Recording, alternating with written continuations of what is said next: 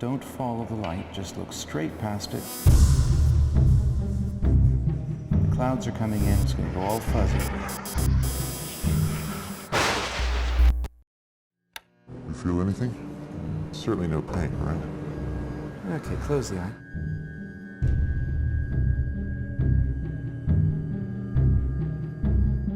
What's the duck say? What's the frog say? Everything I saw was so distorted. I could hardly recognize my face or the faces of my family members. When I realized that things weren't gonna get better, I've never felt so much pain and regret in my life.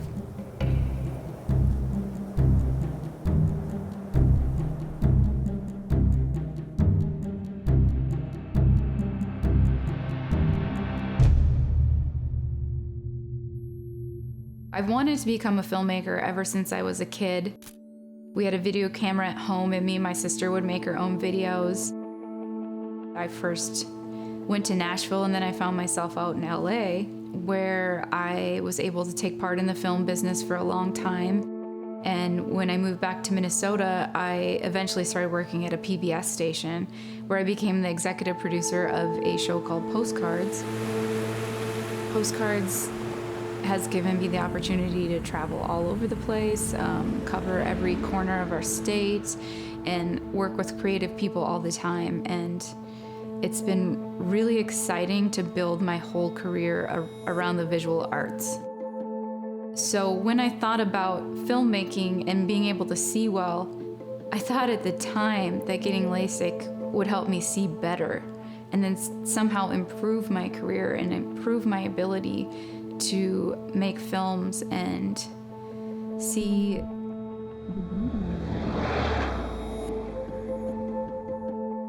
I drove to my pre-op appointment with my husband, and they told me that I had nothing to worry about. The surgery was 99.9% effective.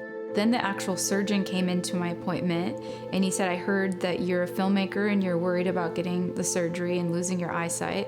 And he said, you have nothing to worry about. I am the best surgeon in the country. We had 2 doctors and a surgeon tell us that I was a perfect candidate and that everything was 100% safe.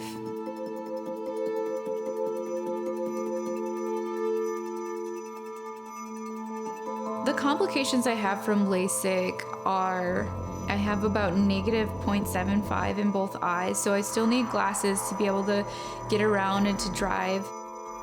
I have visual aberrations that are called higher order aberrations.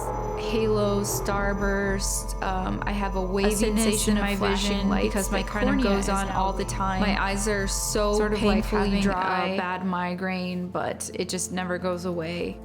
I have nerve damage as well, which causes me quite a bit of pain. It feels like there's glass in my eyes at all times, especially at night.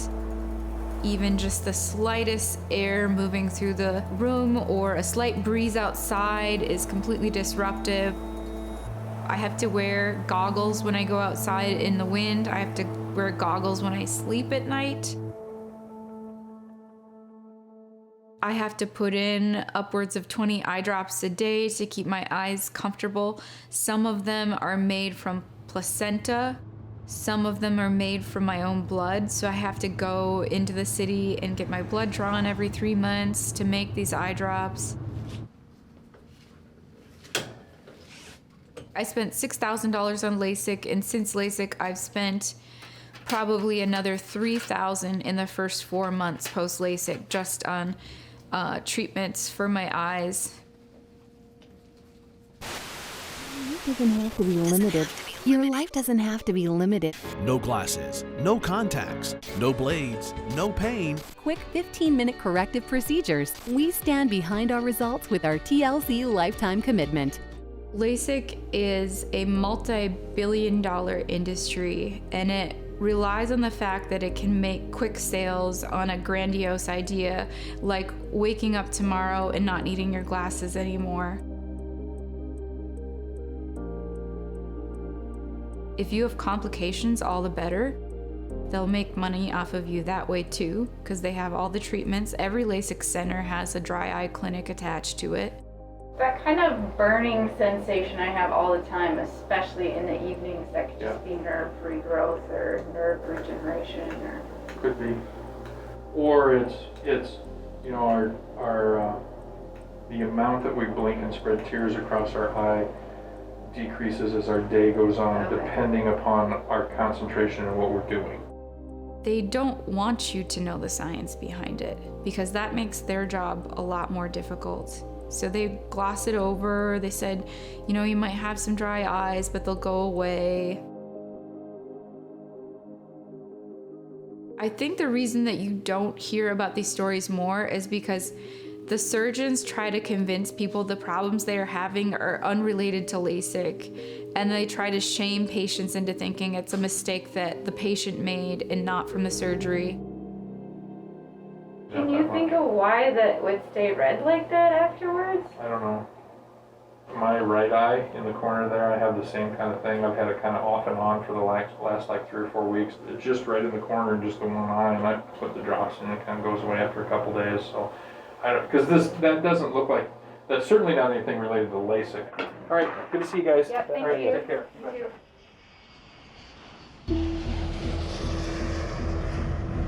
I doubted his words. That's certainly not anything related to LASIK. So I went to Boston for an expert opinion. I am an ophthalmologist. I have been an ophthalmologist for 40 years. I was one of the first people in the world to hear about LASIK because it was invented by a colleague of mine, Dr. Stephen Troquel. We worked together at the Harkness Eye Institute of Columbia Presbyterian Hospital, and one day in the early 1980s, he came dashing into my room in the clinic, and he shoved a paper in my hand. And the paper had a picture of a cornea, and it had an exact rectangle sliced in it. And he said the rectangle had been cut by an excimer laser. He was planning to use it to shave and reshape the cornea to change the focus of the eye. The cornea is living tissue, and it has all these nerves running through it. And if you reshaped it, you would be thinning it, you would be causing unbearable pain, and there'd be scarring. And I thought, this is ridiculous. No one will ever be interested in this. Can you see me, by the way? Yeah. Okay, good. Because I just was wondering, didn't you just get LASIK surgery? I did. How do you know that? 2 days ago, I woke up and I couldn't see out of my right eye. So I went to the doctor and he said there's significant damage to the eye. It dried up while I was sleeping, and then when I opened it, it ripped that layer off of my eye. From LASIK eye surgery. I'm a bit blind in the eye. You've always had bad sight in one eye, or is that? No, what happened is I got my eyes lasered like when I wasn't meant to, like 15 years ago, and then that 1 in a million chance, that one reversed. I've been putting something off that I should have done 2 years ago or so, announcing I have to wear glasses.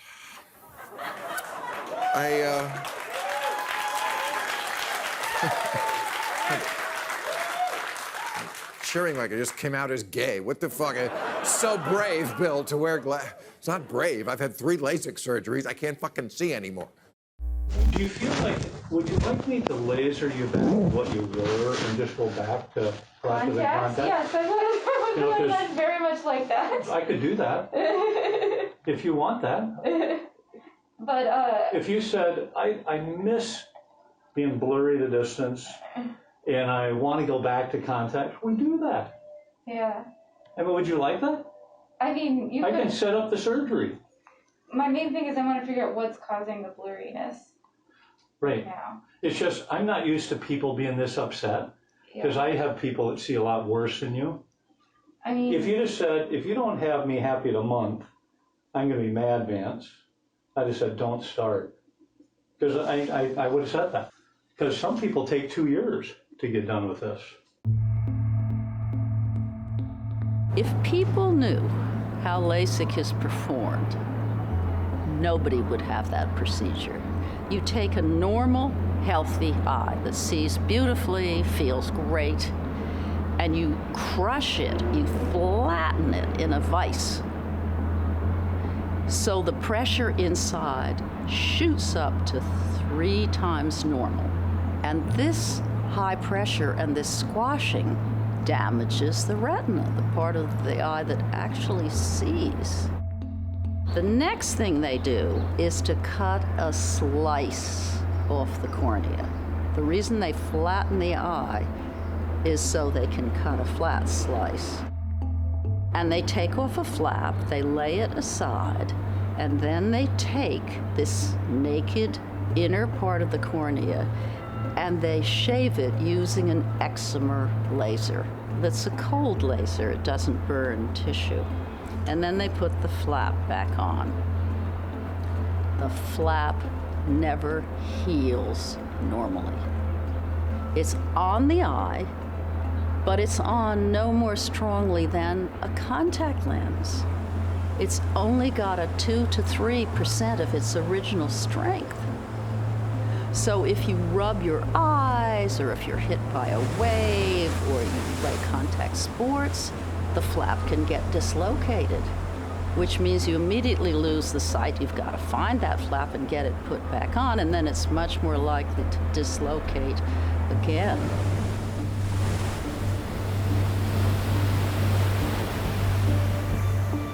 In dislodging my flap, I don't have to worry too much about that. Is that healed? The amount of trauma it would take to dislodge your flap right now is probably going to do a heck of a lot of other damage that you're more concerned about. Like a blowout fracture or fractured skull. It would take a lot.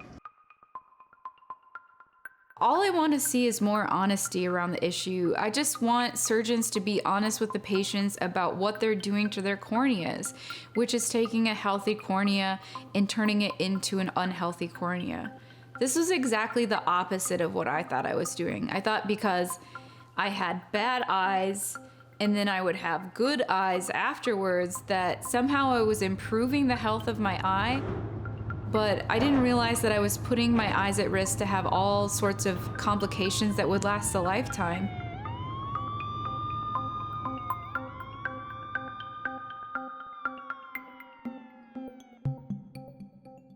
At least 50% of them will have a gritty feeling like there's sand in the eyes. At least 60% of them will have fluctuating vision. They'll have vision that changes from light to dark and from morning to afternoon. Some LASIK patients have many different eyeglasses. 1 out of every 5 people will have changes. They will either go right back to being nearsighted, just what they were before, except with pain and distorted vision and glare and halos at night. Or some people go in the opposite direction, get more and more and more and more farsighted. The cornea isn't a piece of plastic. It's living tissue with nerves running through it. Also, the cornea grows throughout life. So, of course, it's going to start to remodel and change. I feel there's a certain amount of responsibility, to say the least. Dr. Morris Waxler was on the Food and Drug Administration team that approved LASIK in 1999. I am disgusted that I was a part of that approval process. He says the government rushed to approve the procedures because the surgeries were already being done illegally and needed to be regulated. That man's an FDA advisor who told the government to approve LASIK surgery. That was back in the 1990s. He tells the I-Team now that that should have never happened. This as more and more patients are having the procedure, and a number of them are seeing problems rather than seeing better. I trusted the surgeons.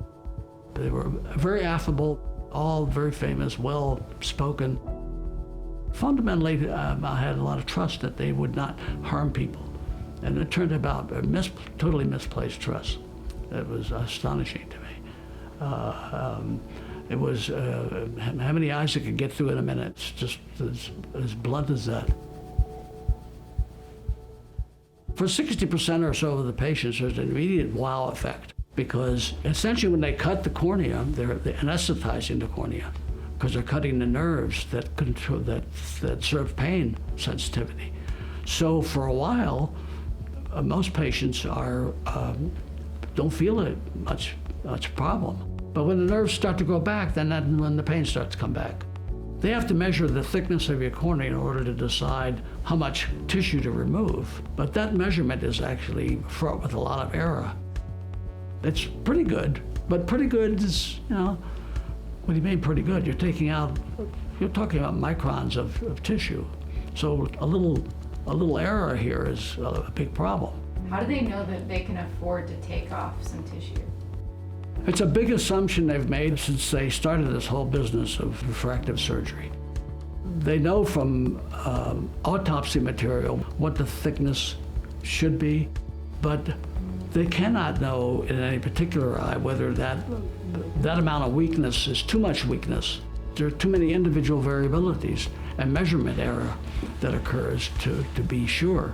So the answer to your question is they don't know. By the way, I'm in Florida now. I'm meeting Dr. Edward Boschnick, an expert on restoring the vision of LASIK patients like me. Is that height okay? Yep. Okay, good. I'm gonna have more. One second, can we put more fluorescent in? Yeah. You can sit back. Well, your pupil's diameter is over 6 millimeters in diameter, 6.4 millimeters, but I'm capturing at a moment in time. Could be later on in the day, could be 7 millimeters or 6.8 millimeters. Well, companies that make the LASIK instruments, equipment, tell in their information to the doctors to try to discourage anyone getting LASIK if the pupil's diameter is larger than 6 millimeters. The larger the pupil, the more prone you are to having these higher order aberrations. Other complications are higher order aberrations, where patients will see double vision, starburst, halos, glare, reduced contrast sensitivity, any or all of those. It's patient by patient and eye by eye. Some patients may be happy with one eye, the other eye's a disaster. Right here, you're looking at all the different kinds of aberrations you can get, and we're measuring them. And then these blue bars are showing how much of that aberration you're affected by.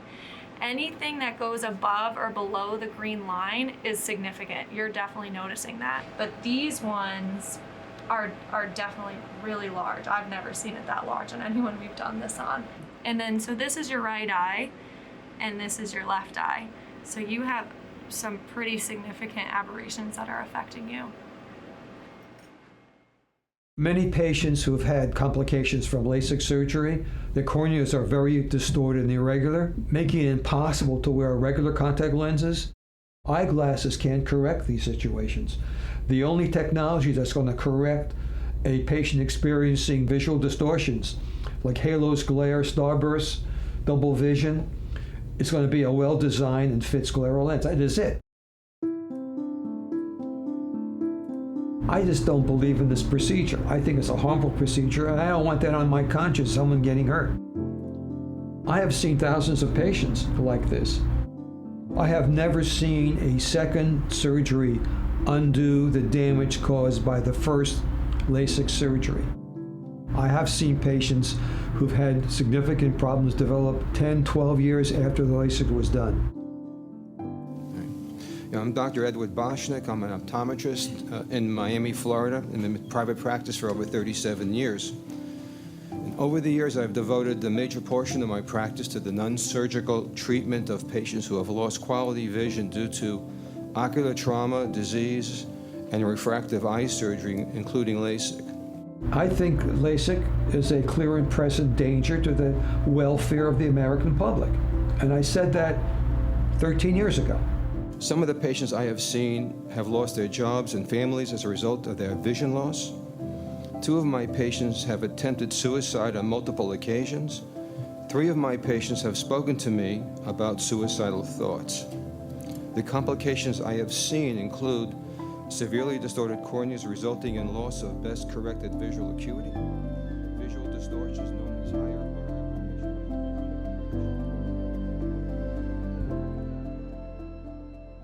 I went back to Boston for another second opinion. I'm sure you've heard of the confocal. It's basically a microscope, and it also has a camera attached so we can document the pictures and send them over to the doctor so he doesn't have to be, sitting here with us. I don't know if you've ever used this before. Yes, I have. Okay, so you have dry eyes, I'm guessing. So dry. That's pretty much everybody here. So yeah, very common, unfortunately, for our clinic at least. Yeah. So we're gonna start with the numbing drops first. I'll have you look up to the ceiling.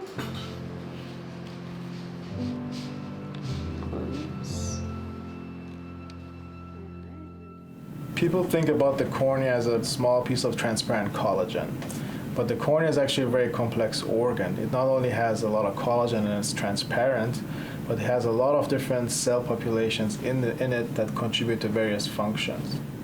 Like any other tissue in the body, is innervated by nerves that kind of sense what's going on in the tissue, so it's very sensitive. The cornea has more nerve endings than any other place in the entire body. So if you go into a cornea and cut all those nerves, that's a terrible thing to do. The nerves are never going to grow back normally. They're going to start firing constantly. They will give you this gritty feeling. The LASIK surgeons call it dry eye. It's corneal neuropathic pain. It's pain in the cornea caused by the corneal nerves being cut. And they can't know exactly where those nerves are running. There's no way to know that. They try to avoid, they come in a particular pattern and then they disperse, but there's no way to know in advance how that dispersion is occurring in your particular eye or in a particular customer's eye. So my eyes do feel sensitive to light, gritty, painful. All the time? All the time, yeah. But you said that in the evening it's worse, right? Yeah. When you sleep or before you go to bed? Both. I think corneal neuralgia, like any other pain, can result in disability. I think any pain, once it gets above a certain threshold, can disable somebody.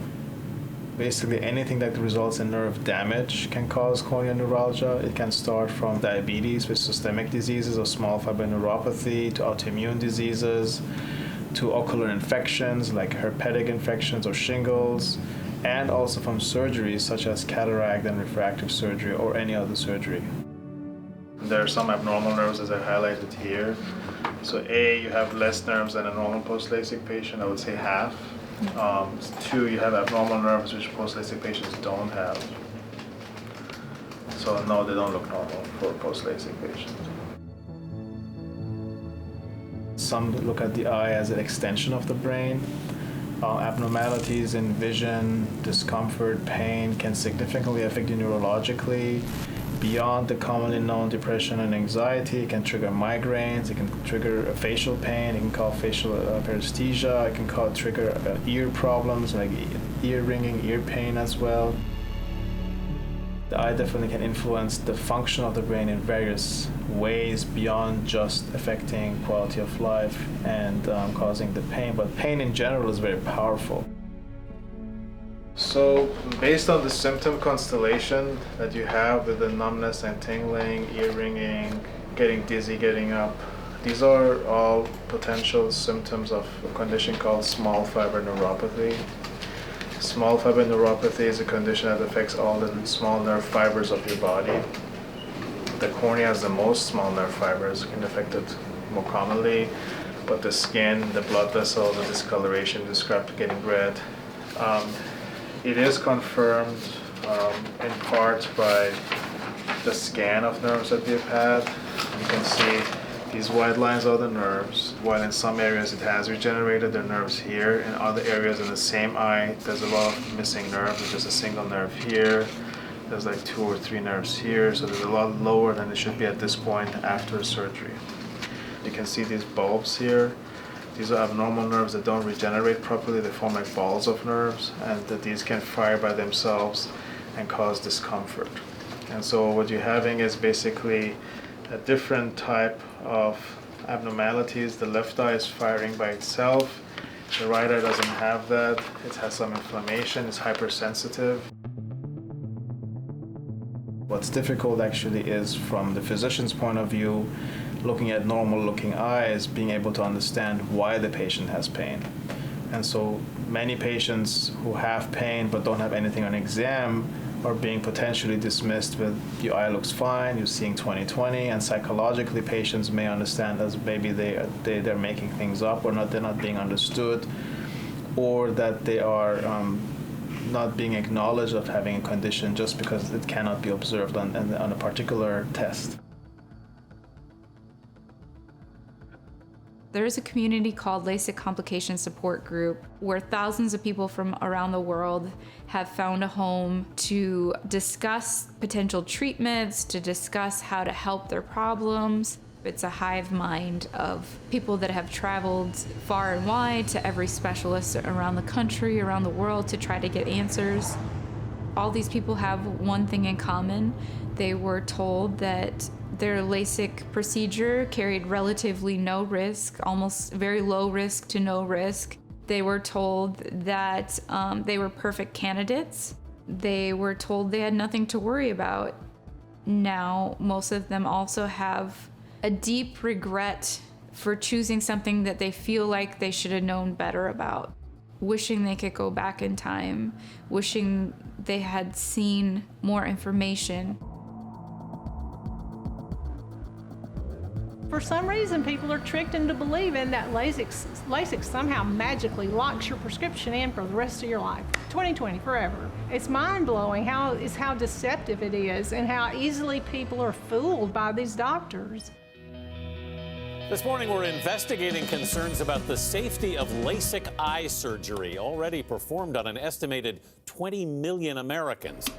Paula Kofer had surgery 19 years ago. And from day one, my vision was an absolute train wreck, and it still is today. She started a LASIK complications support group on Facebook and quickly found she was not alone. And she's doing this out of the goodness of her heart. And she has saved many, many lives. She was on the panel. They had a citizen, a non-MD participant in the FD panel. She was on that panel that I testified in front of. She reads every single article in the scientific literature. Sometimes she'll send them to me for an opinion. I worked very close to a university that had a medical library, and I would leave work and go straight to the medical library, and I would just read ophthalmology journals, anything to do with LASIK. I went on the FDA website and downloaded all the clinical trials and read all the transcripts from the clinical trials, the meetings with the ophthalmic devices panel, looked at all the data, the summaries of safety and effectiveness. Unfortunately, the more I learned, the more I realized that there's no fix for this. Once your cornea has been altered by any form of refractive surgery, there's no undoing it. It's a one-way street. If you look at the complications, if you look at taking a healthy eye that has no need for any surgery, and you damage it and you expect it to function the way it did before, and it's never going to. It's not going to ever function. The patient may get by, just like a smoker who smokes cigarettes and has damaged lungs. They may not drop dead from smoking, ever. They may die of something else, but that doesn't mean their lungs are healthy.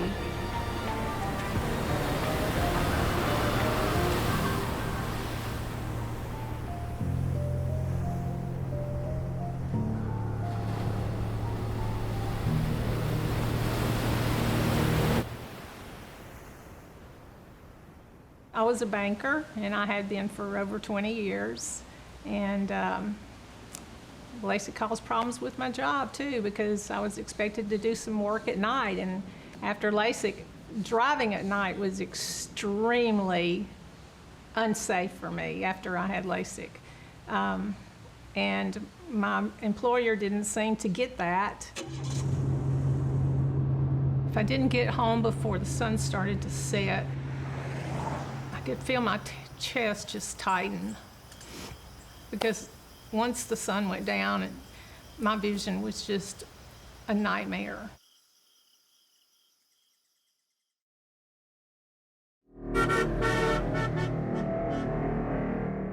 When you are struggling with your vision, everything's a struggle. I went through periods of depression, anxiety, thoughts of suicide. It destroyed my marriage. It affected everything. It affected, you have no idea how difficult it is to have normal relationships.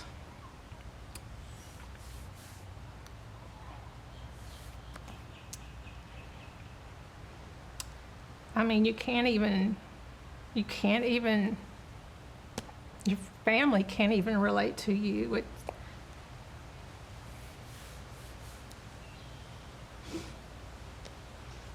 Even my own mother didn't understand. The one person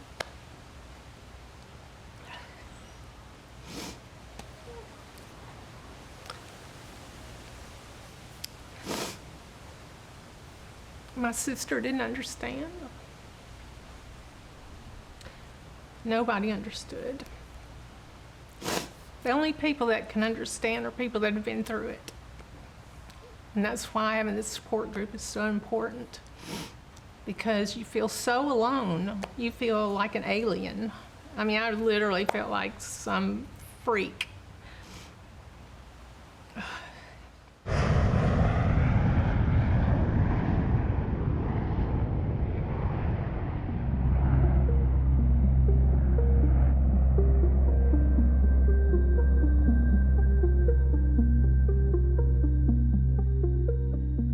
I would say not extreme, but I had an aggressive, nearsighted prescription. And it was not horrible. I mean, I would go back in a heartbeat. Right now, I would go back to my previous vision. I'd pay $100,000. I'd pay $1 million to go back to my previous vision. I just fell into the trap that the Lasik sales engine gives to you, that you'll never wear glasses again. From the jump, it was bad. I mean, from the jump, they finished the surgery and the surgeon is like, great, now you can see. It's like, no, I can't. I was just blurry. Everything was blurry, like nothing. I could see nothing. And got the same line that many, I would say, victims of bad Lasik surgery, they get the line, oh, it'll get better, it'll get better. Well, within a day, it was clear, like, this is not better. I'm blurry, I can't see anything. And I'm a graphic designer, like I own a design company. The designer that can't see anything is not an employable person. And it was just extremely panicking. I just was very, very panicked. So we went back in, and their language that they used was just so affected. It was like, man, I don't know what's up with your eyes. It was like, what do you mean you don't know what's up with my eyes? Like, you did this. So I had a second Lasik surgery to try to correct what they messed up on the first Lasik surgery with a different doctor. And I was left with what's called epithelial ingrowth. Epithelial cells naturally occur on the outside of your eye, and whenever you cut into your eye, cornea, those cells can get inside your eye where they don't belong, and they just live there forever. So around my corneas, around my eyes, there are clouds around my eye. But that epithelial ingrowth won't go away unless I have another surgery, which is going into my eye, cutting of my eye open and trying to scrape away the epithelial cells. But that's a bit of a fool's gambit, because there's just as much chance of more cells getting in than they are getting out. It's a big piece of information that is not communicated to people who are looking at LASIK. Certainly, I would tell anyone, don't do it. The risks you're accepting by going into LASIK surgery are not communicated to you, and they're not known to the public.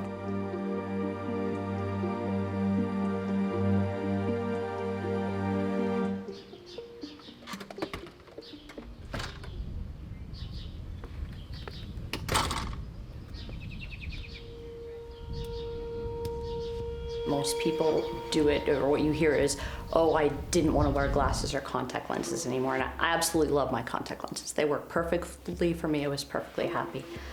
But I had a seizure in November of 2020 and went unconscious in the woods in November in northern Maine and woke up in the dark and my contacts had come out.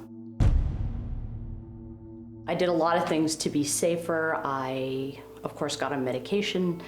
I wear a tracking device. I carry safety gear with me, and I decided it would be a good idea to look into having my eyes fixed so that if I did have another seizure, when I woke up, I would be able to see and find my way out of the woods. Laser surgery gets discussed as if it's called cosmetic surgery. And people say, oh, you just didn't want to wear glasses. But there are reasons people don't want to wear glasses. You don't have good peripheral vision, or you could break them or lose them. You could lose your contact lenses. It can be foggy and you can't see. I don't think it's fair to just say, oh, gee, that's cosmetic and you didn't have to do it. When I was meeting with the eye surgeon, they did not give me the list of all the possible complications. That was mailed to me later to be signed and brought in on the day of my surgery, so I had no opportunity to really discuss them. I did ask how common were complications, how often did things go wrong, and he's like, oh, hardly ever, maybe 1% of the time. After laser surgery, I need glasses pretty much all the time, and I am in non-stop, unremitting pain, and I still have visual complications that can't be addressed. I am Dr. Rashmi Shah. I am a laparoscopic surgeon. In laparoscopic surgery, I needed a very precise vision and I had to concentrate on the TV most of the times for more than 3 to 4 hours in each surgery. My assistant, I used to tell him, please focus the camera properly. The sharpness is not there, and I was turning into my early 40s, so I thought it must be a near vision that must be affecting it. And to my surprise, they said to me, oh, you have a minus 3.75 myopic number. I said it is impossible because I already underwent Lasik few years ago, and how will I get that number? And they diagnosed with me as a post-Lasik ectasia. And me myself, being a surgeon and a researcher, researched a lot about it, but there was a lot of less information available because I think the number of cases reported are very less. When I had the issue, I was thinking to myself, oh my gosh, I look at a computer all day, is my vision going to be blurry for the rest of my life? This is what a regular astigmatism looks like. This is what I had prior to my surgery. And my new topography is more irregular, as you can see in this picture. I went to numerous doctors that weren't doing laser surgery, and they said, yeah, this is not normal, this is irregular. But of course, when I go to my laser doctor, they say everything is fine and you have 20/20 vision. Unfortunately, 20/20 vision doesn't mean clear, it just means you can make out certain things. This is actually 20/20 vision, because you can actually see that this says D, E, F, P, O, T, E, and I believe C. You can see it and you can make it out, but it is not clear. If you talk to most laser doctors, they'll tell you that this person has not just 20/20 vision, they actually have 20/15 vision, because you can make out the L, E, F, O, D, P, C, T.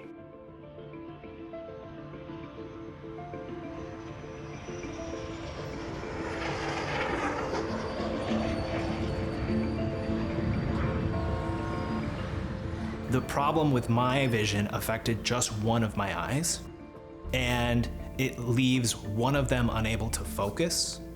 I am constantly aware of my eyeball in my eye at any time. I can feel it move.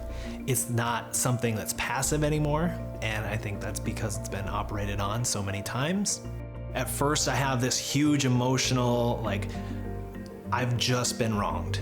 How could this have happened? And I'm just riding the righteous fury. You guys have been treating me for over a year. Your doctor's messed up. And a few weeks go by, and he offers me $10,000. It just took the wind out of me. I couldn't believe it. $10,000 on a probably $4,000 surgery that now has forever impact. It's one of those things that if I were to do anything with a legal team or accept it from the company themselves as the $10,000, I don't get to talk about it.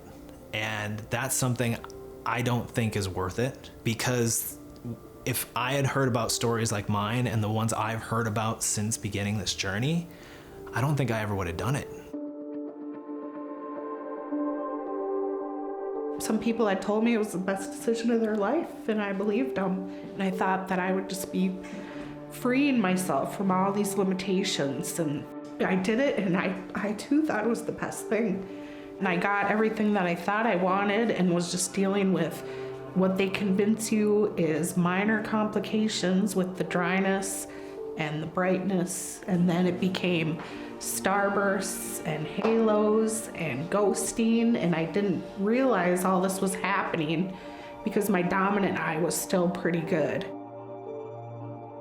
I went in to see my regular optometrist, and he was just really quiet.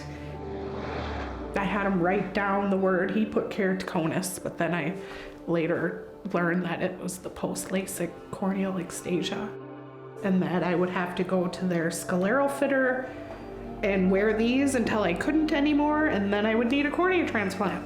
And it was overwhelming, especially when they're selling this and then telling people later that this can happen. It's a scam. It's a scam. It's an unnecessary surgery on a healthy living tissue of your body. Now I have chronically dry eyes because of LASIK. Like, I would rather wear glasses for the rest of my life than have to deal with this.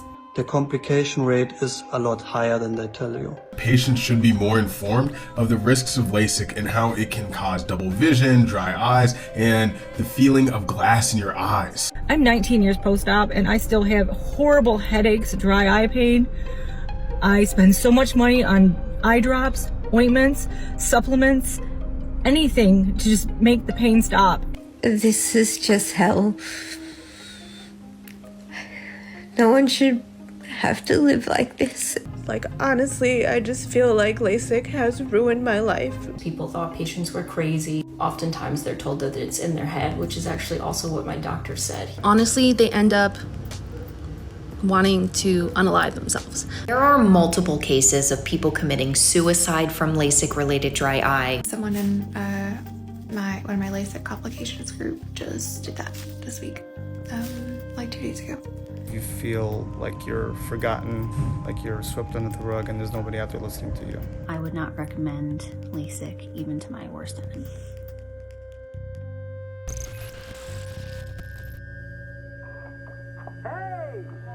Guess what? I've finally gotten you the greatest birthday present in the entire world. I know it's a few days early, but I give you the gift of sight. What? Open it up, open it up. Laser eye surgery? Laser eye surgery. 1.5 minutes on each eye and bam, you're cured. No glasses, no contacts, just perfect vision. Yeah, I know a few people who got this. And I took care of everything with your boss. I got you 4 days off to recover, even though most people are good to go the next day. But definitely by your party, you're looking at 20/20. So? Wow, well, it would be great not to have to wear glasses. Yeah. But eye surgery. Eee, isn't that kind of risky? Carrie Heffernan, That's me. you can follow me to the prep room now. LASIK surgeons are very clever about discussing risk. They talk in generalities, it's very optimistic, it's very enthusiastic, and they don't explain in language the patients can understand. So the patients fall for it. They believe the LASIK surgeons. They believe doctors. They don't think doctors would do them harm. They believe the glowing ads of the LASIK surgeons. Wouldn't it be fun if you didn't have to put glasses on to see the clock? Wouldn't be fun if you could walk down the street without any glasses. They believe them. And they feel betrayed. Of course they feel betrayed. They have been betrayed. You feel this huge guilt, like I just did this to myself, I didn't have to do this, and there's no one on your side. You know, you have to be an advocate for yourself. And it was this full-time job, getting another surgery, deciding on more surgeries, going to specialists, and then ultimately deciding, all right, what level of disability am I going to accept so I can go forward? There's like the life that you kind of wanted, but then there's the life you have. As the months went on and the surgeries went on and the recovery went on, it was very clear that my life, it was not coming back. And there was a different one ahead of me, which requires a lot of optics and a lot of compromise and a lot of adjustment. I can't believe that, but I trusted my surgeon. And I feel like a fool for just trusting someone blindly because they're a doctor. I believed in first do no harm, and now I know that that's just a bunch of nonsense. This is a business where people are getting rich. You have to be skeptical. You have to look at what's going on and question them. And anytime someone says, we're running a special, there's no such thing as a special on your eyesight. You should turn around and walk out of that place right there and then. It doesn't matter if you did LASIK 20 years ago or if you do it today with the latest, greatest technology, you're still damaging corneal nerves.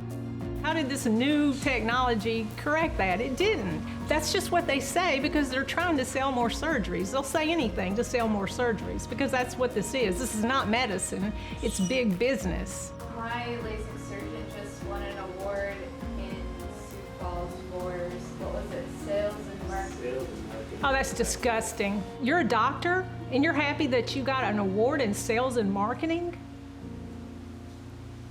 What does that tell you about these doctors? One of the nation's leading laser surgeons shows this PowerPoint presentation to optometrists to help them steer more of their patients towards surgery.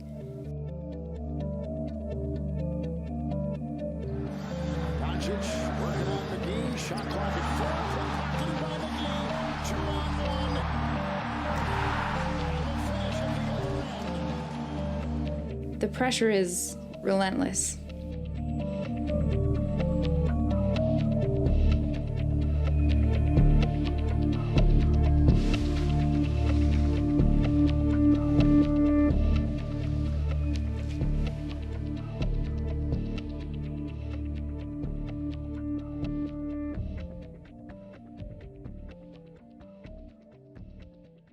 Wake up.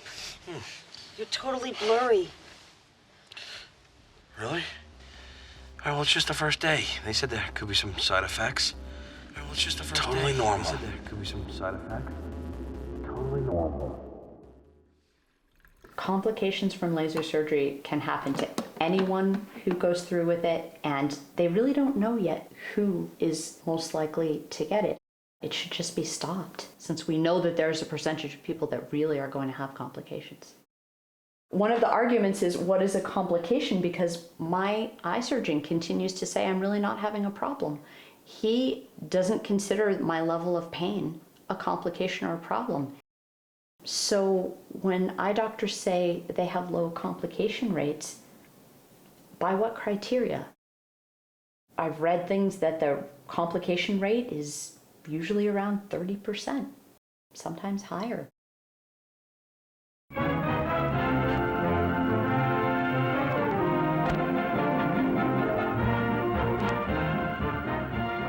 Food and Drug Administration, Washington, operating under the Federal Security Agency.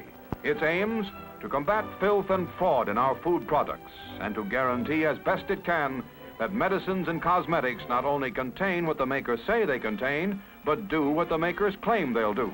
I left in FDA in 2000. I didn't know there was an issue, problem until Paula Kofer called me, really very upset. Yeah, that's what I learned about.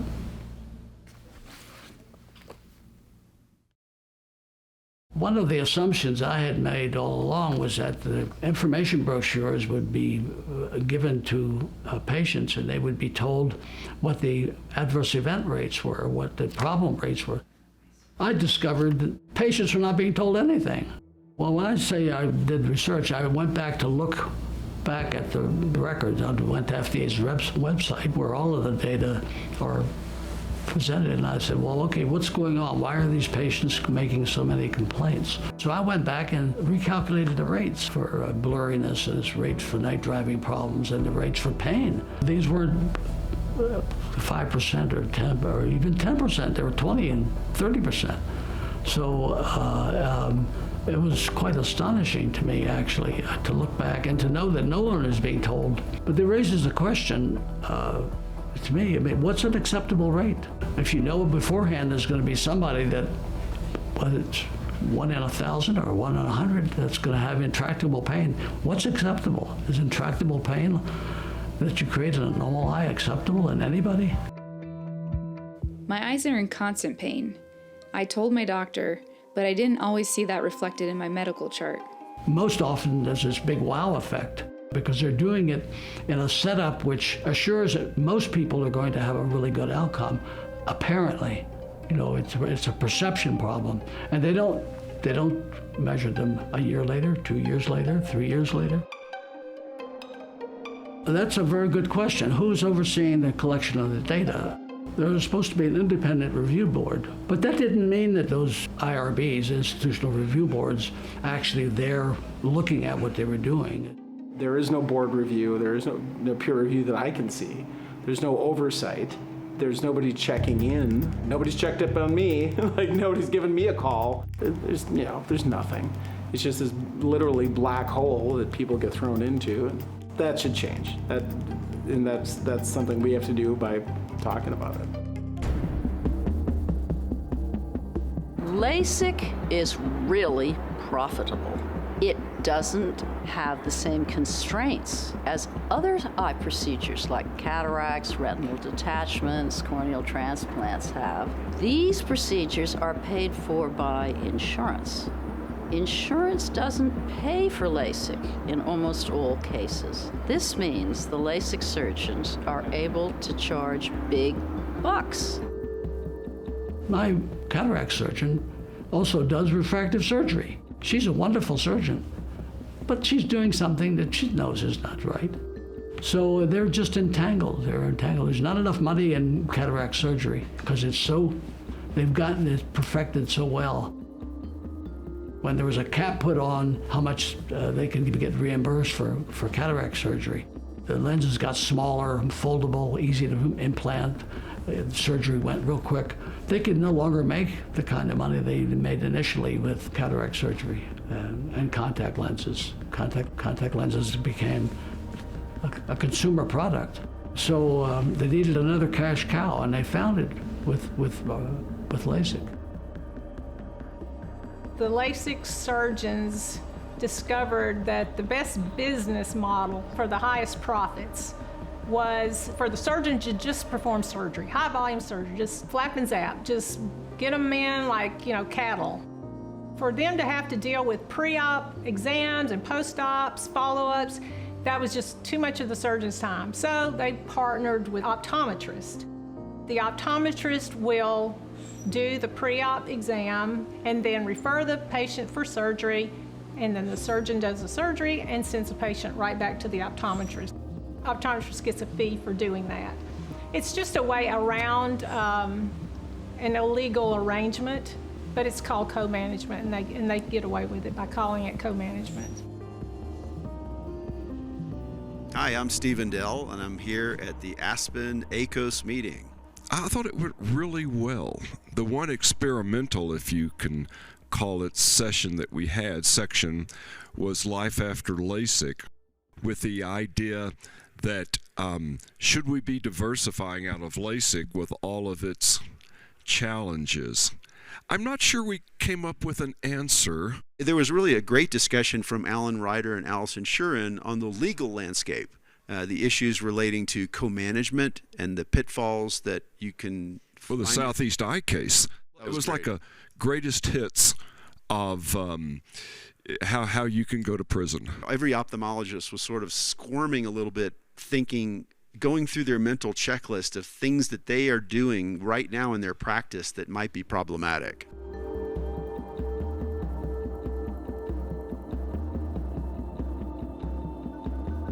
My interest was in the context of the FDA's authority under law and regulations, and in particular with regard to the safety and the effectiveness of these devices and how they're used. Well, the statutory requirement is that the labeling cannot be false or misleading.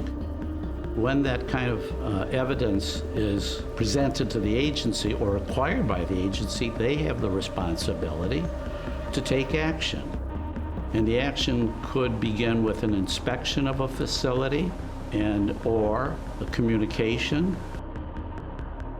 And with that kind of, quote, warning, those who are responsible are expected to correct the problem, the labeling. That's what the responsibility of the agency is, to respond. And if that hasn't been occurring, that's part of the mischief for which I characterize my opinion of the agency, that they're incompetent. The gentleman that is the director over the entire Center for Devices and Radiological Health is married to an attorney. She defends LASIK surgeons and she even attends their conventions. The FDA they just work hand in glove with the LASIK industry. For people who get LASIK surgery, there is kind of like, well, you rolled the dice, you took the chances. And that's just not true. I mean, what you did was you were sold a bill of goods, not really told about the potential negative outcomes, and you suffered those negative outcomes. And I think if people knew about the negative outcomes of this particular corrective treatment, they would think about it much differently. Look at that. So when you research failed LASIK surgery, you get ads for LASIK surgery.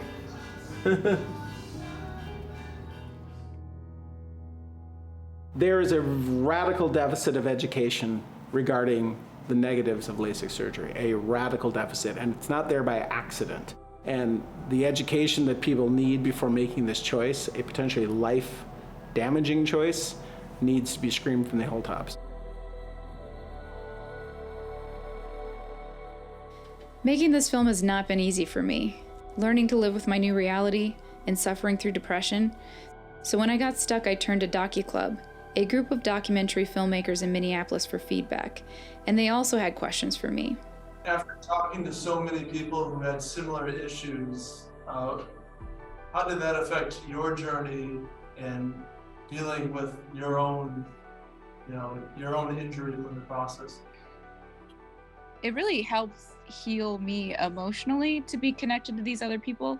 But in the same token, every time I went to interview a LASIK victim, the impact on me was so heavy, like surprisingly heavy, that I'd be like out for a week. Like I couldn't like really function for a week after interviewing somebody. Like, sorry, I'm getting emotional because I think of the mom, Tammy. When I interviewed her kids were there and they were like 12 years old and they were watching her cry about, she's probably going to go blind or need a corneal transplant. And they'd never heard her tell this story before, that this happened to her. And they were just like bawling afterwards and like hugging her. And so just like seeing the impact on people's families is like so hard. So I obviously carry that with me. Each of their stories is like so impactful, and I feel responsible for them, like to give them a voice. Like they need a voice. Like this is helping them to be able to talk about this and to be like legitimate in doing so. So I think it's really been a roller coaster for me. LASIK was approved in 1998 by the FDA, and I started seeing patients damaged by LASIK quite soon after that. And they would cry in my office. They would say, I can't see. I'm disabled. I'm in terrible pain. I'm suicidal. I trusted my doctor, and my doctor betrayed me.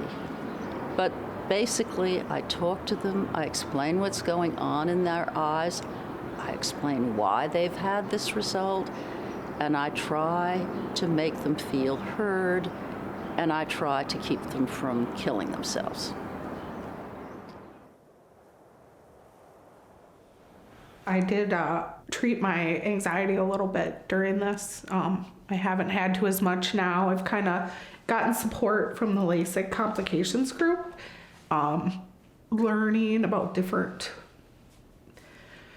treatments and reading about people that have it a lot worse than me, finding more people who have had complications, that it's just not a fluke. There are other people that aren't being heard and aren't being supported. I'm trying to get my hope back up to try again before I go to like a cornea transplant.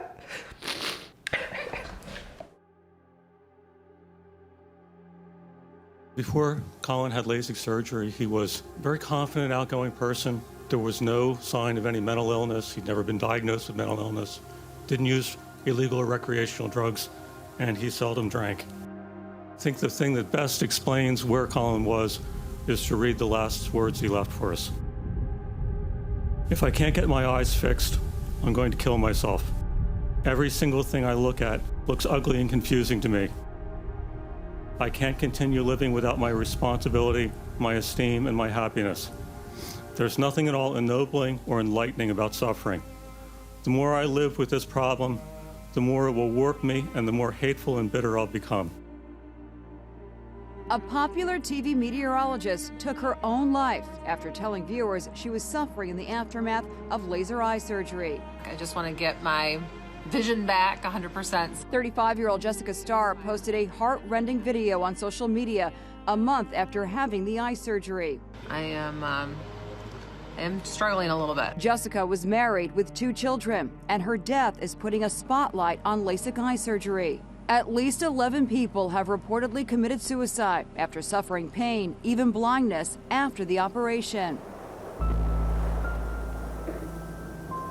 People with severe complications, what can they do to help themselves? If I knew the answer to that, I would have had myself fixed so long ago and would put all this in the rearview mirror and never look back. There were no solutions. There's no solutions to this. I have looked, I have turned over every rock. There's nothing I have not done. There's nothing, there's no limit to what I still would do to find a solution to this. But for 20 years I've looked.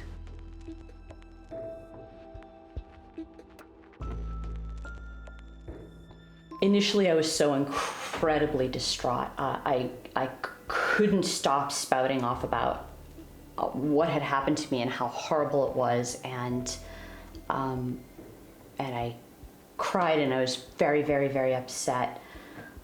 A year and a half later, I'm learning to live with it. But I never don't think about it. There's never an hour that goes by that I'm not thinking about the fact that my eyes hurt, or oh gee, I can't put that tool together. I need to find someone to do it for me because I can't see it well enough to put it together anymore. It's kind of going to be, I think, a level of upset about it constantly. That's the hard part, it's invisible. It's invisible, and that's why people ask all the time whether, oh, are your eyes better? Because they can't see that my eyes aren't better. And they want my eyes to be better. They want the best for me. They mean it kindly. What I really, really miss is being able to see things clearly close up. Like, I can't do that anymore. So in design, everything is all in details. So what I end up doing is just taking pictures of things, blowing them up really big, finding workarounds, relying on other people who work for me for some of the more finer detailed stuff. But it's changed the way I do business. I'm still doing design and art, but I'm doing it in a much different way than I used to. What I would want anyone to know about the journey of LASIK surgery is that it is a very imperfect science. It's like if something goes wrong, they're not going to address anything, they're not going to pay for anything. And it really should be highly regulated. Like the answer here is regulation. When industries that are damaging to people do not regulate themselves, that's when government has to go in, or an external force has to go in and regulate them. The FDA is not doing its job. It's as simple as that.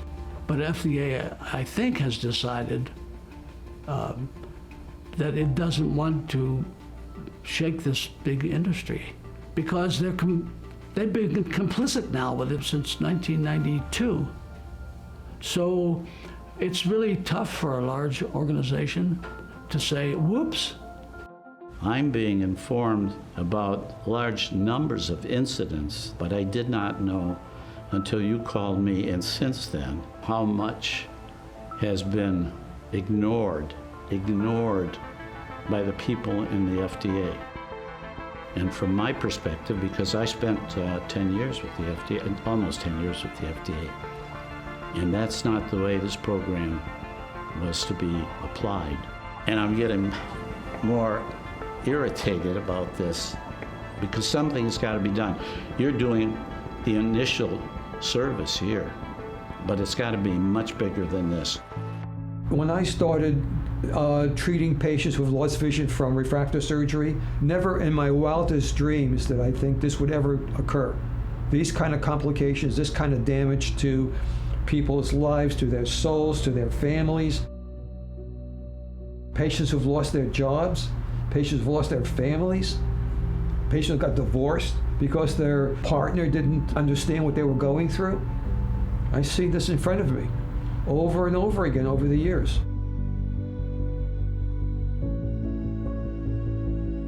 This population has this on their mind every hour of the day, even when they're sleeping. It's like a bad dream that can be with them all the time. Every other aspect of your life is affected. Everything around you, everything has a different color to it.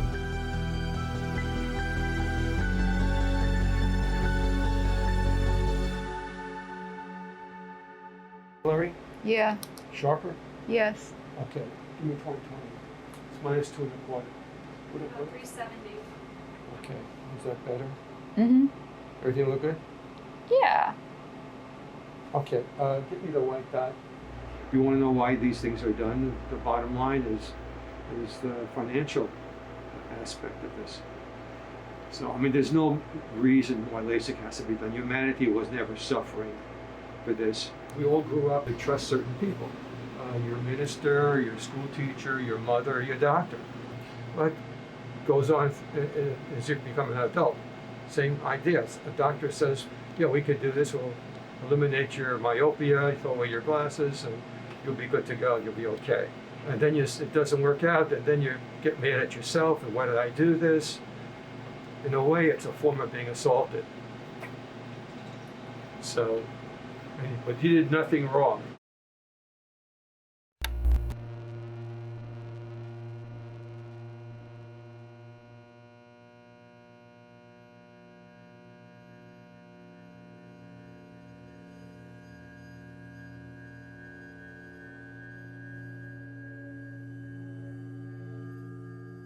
Are these the neural lenses? These are. Yeah. Okay, Yep. what do you think? I hate to tell you because I know you guys put a lot of work into lining these up for me, but I don't notice a difference. Okay. I don't. All right. Fool Well, guy. remember, this is our gift. We wanted you to try this. Yeah, so thank you. Let's I just really see how that appreciate it. goes. I'm excited about your vision, you know. What's nice about it is it stayed stable, you know. So, and you still have time. Clinics, from my experience from talking to many LASIK patients, they're schmoozed on the way in to the clinic by the staff. Then they gaslight them if they have a little bit of complaint. No, that's going to go away in a couple of months. It's these muscles involved with how our eyes work that can stimulate the trigeminal nerve that innervates our corneas. And that's where it sometimes can give a dry eye sensation. Come back in a couple of months and look, maybe give it another week or two. Now a year goes by and people get upset and they say, I'm not going back. Give them their money, get your surgery, and go away. And so every time you come back, you're costing them money. I didn't get a choice. Well, we'll carry on with your exam. I just wanted to say hi. All right, Okay. all right. Okay. Yeah, thank you. See ya. Go ahead and take them off again for me. All right, right out this way, you're good to go.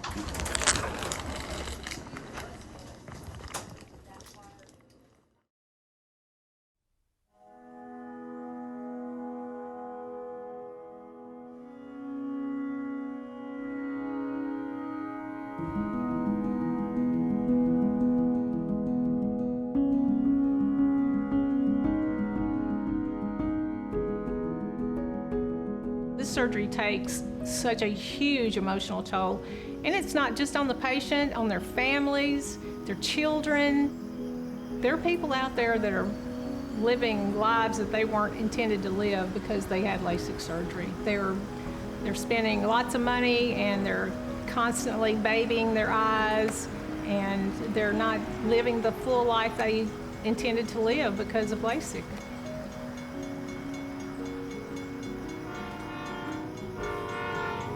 When you have a bad LASIK experience, in the beginning, that's all you want to do is get back to where you were. You want to undo it. You want to reverse it. You want to wake up and it's just all been a bad dream, and your eyes are just the way they were with your glasses or your contact lenses. That's what you want.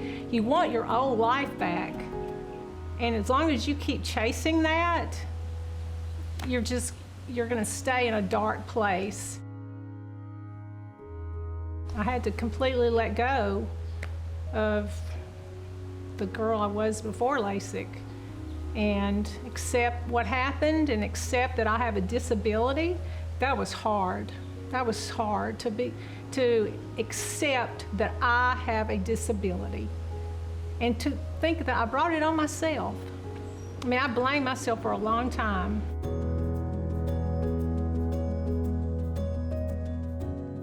It's not who you pick. It can happen to anyone. What you think you're gonna get is not worth the risk. These complications aren't minor. They're life-changing, and they're debilitating, and they're always there. There needs to be more support for the millions of people that are going through this surgery. And that needs to get amped up now, because the people 15 years out, now like I am, are all gonna be having more complications. I can't walk back that really bad decision. I can't change it for myself, so my only hope, I guess, is telling everyone I run across, anyone I see wearing glasses, anyone who talks about having laser surgery, what a horrific risk they're taking, and that the people who will do this to you will not warn you.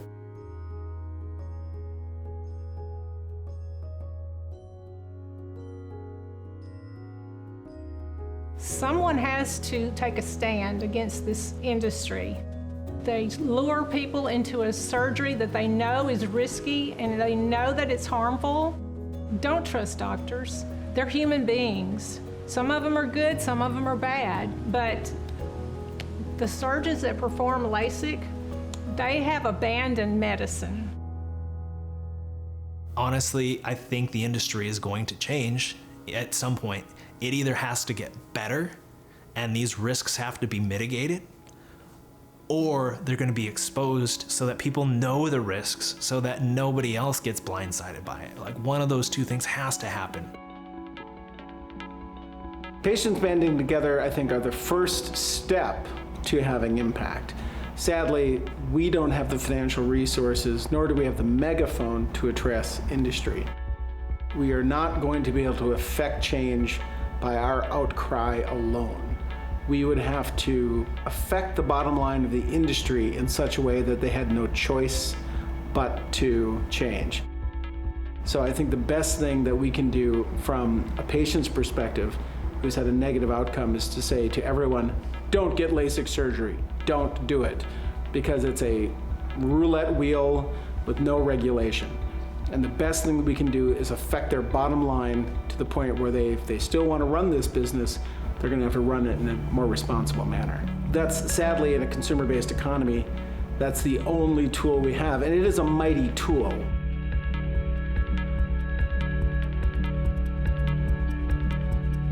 I realized that there was a huge need for representation among these patients. They were being muffled, they were crying out for help, they wanted people to listen to what they were going through, and they were basically being brushed under the rug. So I thought, I can't get my eyes back, I can't undo what I've done, but I can make a film about it and maybe help other people. And to me, that was the best option I had. The FDA just laid out the risk of Lasik surgery in a new draft. The agency says patients should be warned that they may be left with dry eyes, double vision, difficulty driving at night, a persistent eye pain as well. On top of that, the FDA warned that even after surgery, the patient may still need glasses. It is important to note, though, that this is a draft. It's not a final recommendation. The FDA is reviewing hundreds of comments before it reaches its own conclusion. I wish I had been told this. I have dry eye or a problem with a glare or halo after the surgery, and so that's when the FDA is deciding whether it should step in and require these surgeons to go through a checklist of sorts. And I was trained as an OBGYN surgeon. A surgical consent form, and this is so important for patients who are having surgery, even if it's elective, should always explain what are the risks, what are the possibilities, how often does that happen in general in the literature, and how often does that happen with the surgeon you're going to. If that's not part of the consent form, that surgeon has not done their job.